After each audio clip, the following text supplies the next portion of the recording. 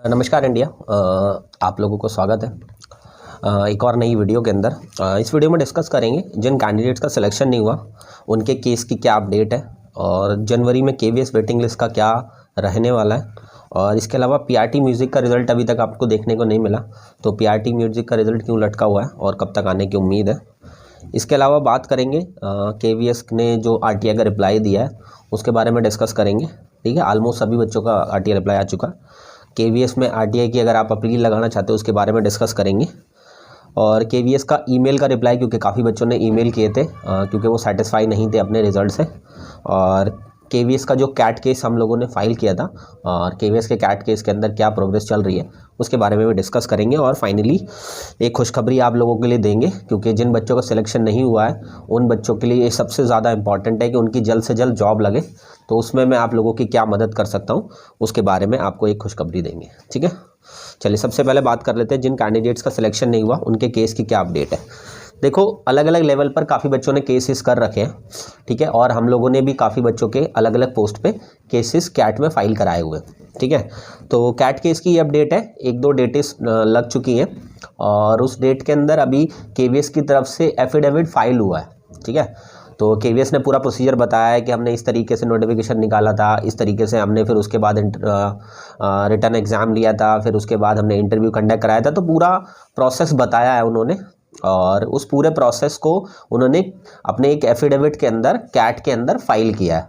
ठीक है, अब उनसे जो भी सवाल के जवाब मांगे गए थे उस बेसिस पर उन्होंने एक एफिडेविट फाइल किया है। अब देखो आर्ग्यूमेंट्स आगे नेक्स्ट डेट पर क्या होते हैं, क्योंकि अभी नेक्स्ट वीक के अंदर एक और डेट लगने वाली है और उसके अंदर क्या रहेंगे आगे के आर्ग्यूमेंट्स, तो उसके बारे में मैं आपको ज़रूर अपडेट करूँगा। ये कैट केस की अपडेट है। ठीक है, इसके अलावा काफ़ी सारे बच्चों का ये सवाल था कि सर केवीएस की वेटिंग लिस्ट कब तक देखने को मिल सकती है। तो पहले मैं बता देता हूँ केवीएस की वेटिंग लिस्ट कितनी आएगी। क्योंकि देखो, सबसे पहली चीज़ तो ये है कि एनआईओएस वालों को उन्होंने ज्वाइन नहीं कराया। तो अगर हम तकरीबन 500 बच्चे एनआईओएस के मान लेते हैं, एक एग्जाम्पल है, मोटा मोटी 100-200 ऊपर नीचे ही हो सकते हैं, मान लेना। ठीक है, अगर हम 500 एनआईओएस वाले मान लेते हैं, इसके अलावा हम मान लेते हैं वो बच्चे जिन्होंने अंडरटेकिंग दिया था लेकिन अब वो ज्वाइनिंग करने के लिए उनको केवीएस ने मना कर दिया है, तो तकरीबन 200-300 बच्चे वो भी मान सकते हैं हम। इसके अलावा काफ़ी बच्चे ऐसे थे जिनकी स्टेट गवर्नमेंट में ऑलरेडी जॉब लग चुकी थी और बहुत सारे बच्चों के कॉल्स मेरे पास भी आए थे कि हम रिज़ाइन करना चाहते हैं केवीएस ज्वाइन करने के बाद। ठीक है, क्योंकि जॉब लग गई है उनकी या ऑलरेडी जॉब लगी हुई थी लेकिन उनको इतनी दूर फेंक दिया है कि वो वहाँ पर इंटरेस्टेड नहीं है जॉब करने में। ठीक है, और काफ़ी सारे ऐसे बच्चे हैं जो रिज़ाइन करना चाहते हैं, जो ज्वाइन कर लिया गलती से उन्होंने या ऑलरेडी स्टेट गवर्नमेंट में थे, ज्वाइन नहीं किया उन्होंने। तो ऐसे भी करीबन 150-200 बच्चे हैं और ये जितना भी डेटा मैं बता रहा हूँ ये सारे कैंडिडेट्स मेरे पास ऑलरेडी हैं, मतलब मेरे पास ग्रुप्स के अंदर एडेड हैं बच्चे और इन सब का स्टेटस मुझे पता है कि इनको ज्वाइनिंग नहीं मिली है और इन्होंने ज्वाइन खुद से नहीं किया है। तो तकरीबन 1000 के अराउंड ऐसे बच्चे हैं जिन्होंने केवीएस की पीआरटी वैकेंसी में ज्वाइन नहीं किया है। ठीक है, अब आप इसके बेसिस पर टीजीटी और पीजीटी के अंदर जो भी बच्चे थे उनका भी आप सोच सकते हो कि वेटिंग लिस्ट आएगी, तो तकरीबन यही एक आंकड़ा परसेंटेज वाइज उसका भी देखने को मिलेगा। अब रही बात, जैसे ही छुट्टियां ख़त्म होंगी, जैसे 13-14 तारीख को छुट्टियां ख़त्म हो रही है ऑलमोस्ट रीजन के अंदर, कुछ रीजन में ही सिर्फ बहुत ज़्यादा छुट्टियाँ चलेंगी, तो जैसे ही ख़त्म होगा उसके 1 वीक तक कई बच्चों को एक्सटेंशन मिले हुए हैं। तो अब देखो एक्सटेंशन वाले 1 वीक तक ज्वाइन कर लेंगे, मैक्सिमम 20 जनवरी तक लोगों को एक्सटेंशन दिए ऑलमोस्ट, मैंने जो सुना है अभी तक। उसके बाद इनकी प्लानिंग शुरू हो जाएगी और उसमें वेटिंग लिस्ट बनाने के लिए कितने कैंडिडेट्स, अगर अब 500-700 भी अगर कैंडिडेट्स को बुला लेते हैं वेटिंग के अंदर, तो आप लोगों को समझ लीजिए आप लोगों का नंबर वहाँ पर आने की पूरी संभावना है।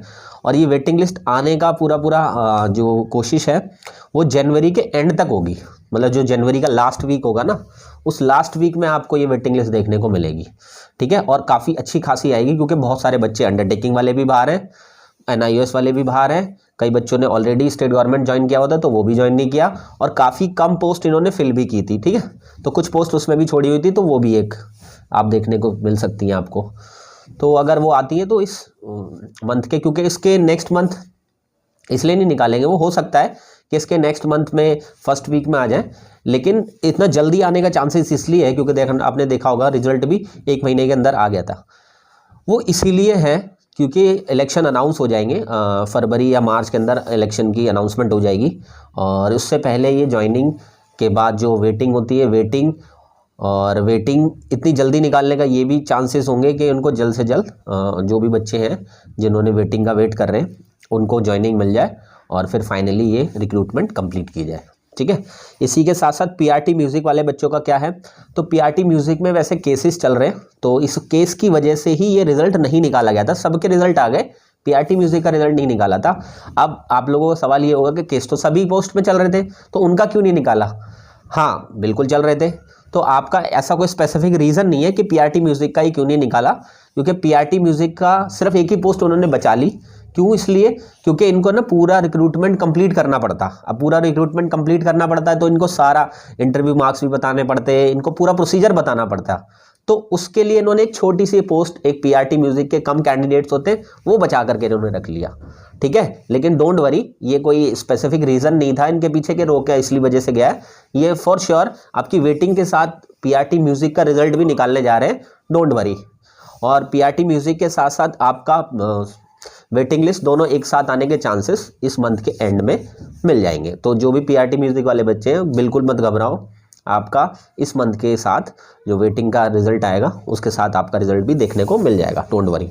ठीक है, और हो सकता है तब तक आपका पीआरटी म्यूज़िक का केस भी फाइनल हो जाए। ठीक है, इसके अलावा काफ़ी बच्चों का केवीएस ने ईमेल करी थी, बच्चों ने जो सेटिस्फाई नहीं थे अपने इंटरव्यू से, तो उनको कोई रिप्लाई तो नहीं दिया, लेकिन कुछ बच्चों को रिप्लाई दिया है कि हमने रिसीव हो गई है और हम इस पर एक्शन ले रहे हैं और जैसे भी कुछ होगा हम आपको इन्फॉर्म करेंगे। इस तरीके का रिप्लाई उन्होंने बताया है। अगर आप लोगों के पास भी ऐसा रिप्लाई आया तो प्लीज़ मुझे इन्फॉर्म करना, तो हम उससे कुछ आइडिया लगा पाएंगे कि आगे क्या प्रोसेस कर सकते हैं।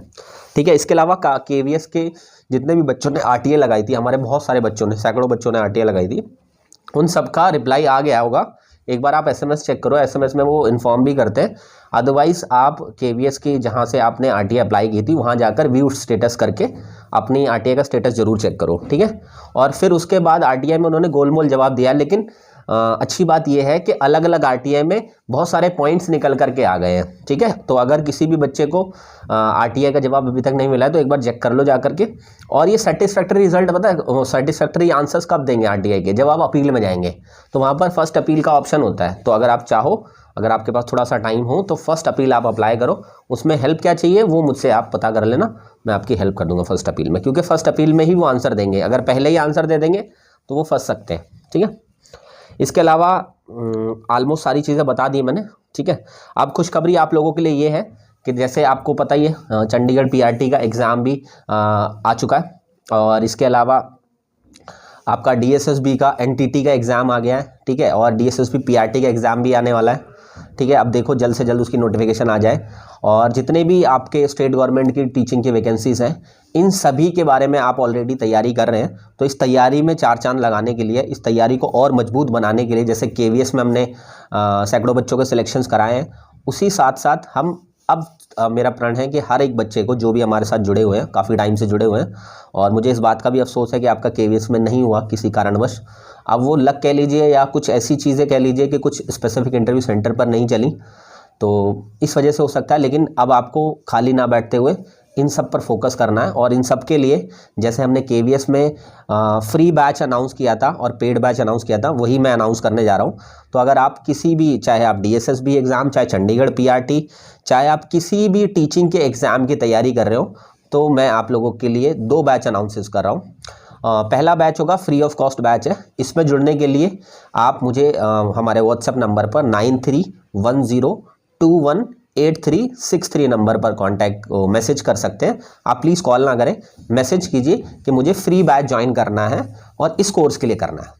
आपको ज्वाइन करा दिया जाएगा, और जो भी वीकली क्लासेस होंगी उनका शेड्यूल आपको साथ के साथ इन्फॉर्म कर दिया जाएगा। और जिन बच्चों ने ऑलरेडी मुझे मैसेज किया हुआ है कि मुझे ज्वाइन करना है, उन लोगों की नेक्स्ट वीक से क्लासेस स्टार्ट करा दी जाएंगी। ठीक है, सो डोंट वरी, जिन्होंने ऑलरेडी कर दिया है मैसेज वो एक बार और कर सकते हैं मैसेज, लेकिन आपकी क्लासेस मंडे से स्टार्ट करा दी जाएंगी। ठीक है, और जो फ्रेश बच्चे हैं, फ्री ऑफ कॉस्ट पढ़ना चाहते हैं किसी भी एग्जाम के लिए, डीएसएस, क्योंकि अब आप खाली बैठते हो तो ये आपकी सबसे बड़ी गलती है, फिर तो आपका ये वीडियो देखने का भी कोई फ़ायदा नहीं है। क्योंकि अगर आप कुछ लाइफ में करना ही नहीं चाहते, क्योंकि मैं वीडियो इसलिए बना रहा हूँ कि आप जल्द से जल्द अपनी टीचिंग की जॉब को अचीव कर सको। ठीक है, इसके अलावा जो बच्चे, अगर फीस का कोई इशू नहीं है, अगर चाहते हैं कि 1-on-1 यानी मैं इंडिविजुअली आपको पढ़ाऊँ, आपको हर एक चीज़ के लिए प्रिपेयर कराऊँ, आपके टीचिंग एग्जाम में आपको मदद करूँ कि आप एग्जाम को क्रैक कर सकें। क्योंकि बहुत सारे एग्जाम्स ऐसे हैं, जैसे DSSB एग्जाम ऐसा है जिसमें इंटरव्यू नहीं है, चंडीगढ़ ऐसा है कि इंटरव्यू नहीं है, ऐसे बहुत सारे स्टेट गवर्नमेंट के एग्जाम है जिसमें कोई इंटरव्यू नहीं है, सिर्फ रिटन क्लियर करो और जॉब मिल जाएगी। अगर आप चाहते हैं कि इंडिविजुअलाइज और स्पेसिफिक और मैं आपको पढ़ाऊँ तो उसके लिए आपको पेड बैच भी ज्वाइन कर सकते हो। उसके लिए सिर्फ आपको 2500 रुपीज़ की फ़ीस होगी।